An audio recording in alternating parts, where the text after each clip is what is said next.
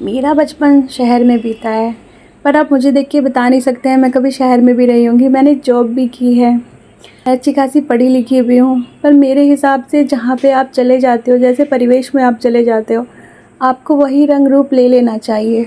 ना तो कभी मुझे गोबर उठाने से घिनाई है, ना कभी ऐसे झाड़ू लगाने से, ना कभी दूध निकालने से कभी नहीं है। मुझे दूध निकालने में हालांकि टाइम बहुत ज़्यादा लगा है सीखने में, पर अब मैं निकाल लेती हूँ तो मुझे कोई घिन नहीं आती कि गाय पूंछ मार रही है, मुझे इतनी घिन आ रही है, जाके मुझे दुपट्टा चेंज करना है, ये सब करना है, मुझे इतनी घिन नहीं आती है। जबकि मैंने अपने आसपास की लड़कियों को देखा है जो गांव में ही रहती हैं, गांव में ही पली बड़ी हैं, उन्हें गोबर में हाथ आने से दिक्कत होती है, वो झाड़ू से ही गोबर उठाती हैं, पर मुझे कभी भी दिक्कत नहीं होती थी। जब मैं शादी करके आई थी ना, कभी मम्मी की या मेरी छोटी नंद की तबीयत ख़राब हो जाती, क्योंकि ज़्यादातर वही करते थे घेर का काम, तो मैं फटाफट भाग के सारे काम कर लेती थी कि भाई गोबर भी हाथ से उठा लेती थी, मुझे कोई दिक्कत नहीं आती थी। हालांकि वो लोग मुझसे करवाते नहीं थे, पर कभी मैं कह देती थी नहीं मैं कर लूँगी। और अब भी मुझे घेर का काम करने की ज़्यादा ज़रूरत नहीं पड़ती, तो मुझे थोड़ी मेरी तबीयत ख़राब रहने लग गई है और मेरे हस्बैंड ज़्यादातर सारा काम कर लेते हैं और मम्मी के साथ मिलकर। मम्मी की भी तबीयत ख़राब रहती है तो मम्मी और मेरे हस्बैंड दोनों काम कर लेते हैं। और मम्मी थोड़े थोड़े ना गोबर से उपले भी पाती रहती हैं। और ये देखिए हमारा बेल पत्थर, और ये हमारे घेर के साइड का नज़ारा है। यहाँ पे खड़े होना मुझे बहुत पसंद है। मैं तो मम्मी से कभी कभी कहती हूँ मम्मी यहीं पे ना चूल्हा रख लेते हैं, यहाँ पे खाना बनाते हुए बहुत मज़ा आएगा, पर सब सामान वहाँ पे लेके जाना क्योंकि हमारा घर घेर अलग है, इस वजह से थोड़ी दिक्कत होती है। शाम के 5 बजे का टाइम हो रहा था। वैसे तो मेरे हस्बैंड और मम्मी जी दूध निकाल के ले जाते हैं, पर आज मेरे हस्बैंड बड़ी वाली नंद के घर पे गए हुए हैं, तो इस वजह से मैं और मम्मी जी आए हैं पे घेर का काम करने के लिए। और हम दोनों ही मिलकर सारा काम कर रहे हैं। हालांकि हम दोनों ही मिलकर दूध निकालते हैं, मुझसे भी पूरा नहीं निकलता, मम्मी जी से भी पूरा नहीं निकलता है। चुके हैं घर दूध लेके, वैसे दूध ये लेके जाएगा। गेट कर देते हैं अपना बंद। पता नहीं क्यों मुझे आदत है गेट बंद करके रहने की, मम्मी जी को आदत है गेट खुला करके रहने की। अब अगला दिन हो चुका था, उसके बाद मैंने कोई वीडियो नहीं बनाई थी, तो ये अगले दिन की वीडियो है। आज मैं कुछ स्पेशल बनाने वाली हूँ, पालक आलू और पकौड़ों के साथ में, तो आप बने रहिए मेरी रेसिपी में। सबसे पहले मैंने अपना पालक सारा काट लिया था धो के। उसके बाद मैंने ना रात को ना दाल भिगोई थी, चने की दाल, क्योंकि यूवी का राशन आता है ना, तो बेसन लेने की अब ज़रूरत ही नहीं पड़ती है, हर महीने उसी से काम चल जाता है। उसको ही भिगो के हम लोग अपना सारा बेसन का सारा यूज़ ना हम दाल से कर लेते हैं, और सच में बहुत ज़्यादा टेस्टी पकोड़े कड़ी हर चीज़ बहुत टेस्टी बनती है भीगी हुई दाल से। सबसे पहले मैंने चने के बैटर में अपने पालक डाल लिया था, उसके बाद हल्दी नमक और धनिया डाल लिया था। धनिया तो मेरा सबसे ज़्यादा फेवरेट है, ये तो मैं इसमें कुछ ज़्यादा ही डाल लेती हूँ। उसके बाद मैंने इसमें थोड़ा सा कच्चा आटा भी डाला था, मतलब सूखा आटा डाला था, सॉरी कच्चा आटा बोल दिया मैंने, क्योंकि मीना हमेशा ये कहती हैं कि इससे पकोड़े बहुत नरम बनते हैं। शुरू शुरू में तो मुझे अजीब सा लगता था, पर धीरे धीरे मैंने ट्राई किया ना, वाकई में पकोड़े बहुत ज़्यादा नरम बनते हैं ये सूखा आटा डालने से। बैटर मेरा रेडी हो गया है। उसके बाद मैं थोड़ा सा अच्छे से इसको मिक्स कर रही हूँ, क्योंकि पकोड़े और भी ज़्यादा सॉफ्ट बनेंगे। इसके बाद तेल भी गर्म हो गया था, अपने सारे के सारे पकोड़े तल लूँगी।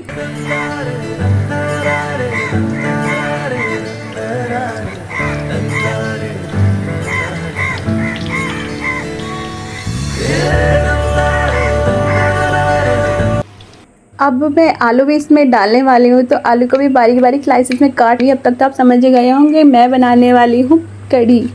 मुझे कढ़ी में आलू पालक और पकोड़े बहुत ज़्यादा पसंद है। पकोड़े हो ना हो, आलू और पालक जाए ना, वो मेरे लिए वर्ल्ड की बेस्ट वाली कढ़ी होती है।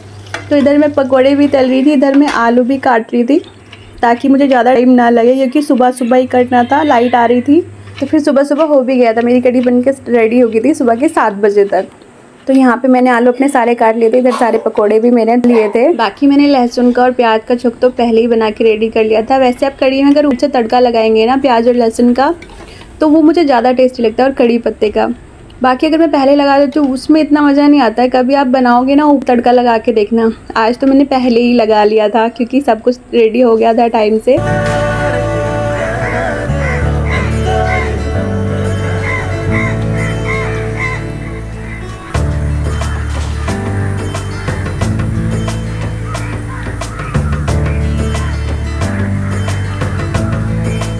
तो पकोड़े भी मेरे बन चुके थे, और उसके बाद में मैंने इसमें एक्स्ट्रा तेल निकाल के मेथी डाल दी थी।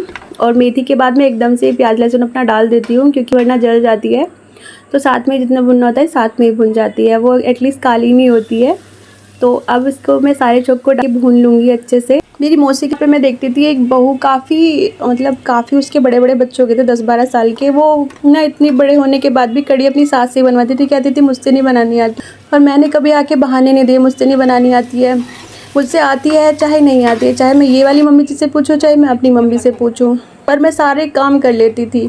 शुरू में ख़राब होते थे पर मुझे फ़र्क नहीं पड़ता था, क्योंकि ख़राब काम होंगे तभी तो हम अच्छे करेंगे ना। ऐसे धीरे धीरे करके मैंने हमेशा मम्मी के ऊपर कभी नहीं कहा कि मम्मी आप ही बना दो मुझसे नहीं बनेगी। मैंने हमेशा अपने सारे काम खुद से किए हैं। और जो लड़कियां सच में ज़िम्मेदारी समझती हैं ना, वो हमेशा सारे काम से कर लेती हैं, उन्हें ज़रूरत नहीं पड़ती है वो किसी और के ऊपर काम डालेंगी। और हमारी भारतीय नारी तो सारी बहुत अच्छी हैं, सभी ऐसे करती हैं ज़्यादातर। इसके बाद में मैंने आलू भी डाल के भून लिए थे, क्योंकि आलू को अगर मैं थोड़ा सा पहले नहीं पकाऊंगी ना तो आलू कच्चे रह जाते हैं। तो इस वजह से मैंने ना पालक भी डाल लिया था और आलू भी डाल लिया था, और इन्हें थोड़ा सा कम से कम 30% तो इनको पहले ही पका लिया था अपना बैटर डालने से पहले, अच्छे से भून के।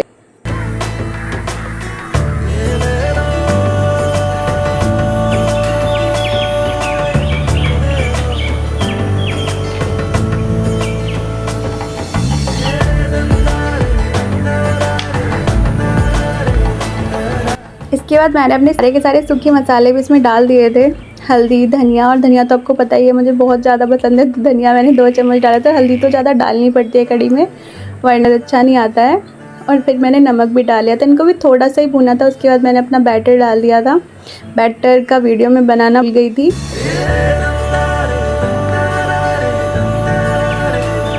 बैटर डाल के इसे 5-6 मिनट के लिए फ्लेम पे अच्छे से चलाया, इतने में इसमें बॉईल आ गया था।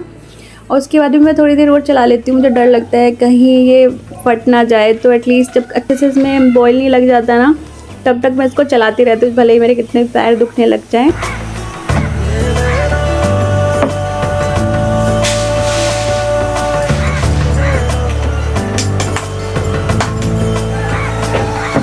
अब अच्छे से बॉईल आके ना 5-6 मिनट हो गई थी, तो मैंने सोचा उसमें पकौड़े भी डाल लेती हूँ, ताकि थोड़ा सा ना इसमें गरम कढ़ी के थोड़े से और ज़्यादा सॉफ्ट हो जाएंगे।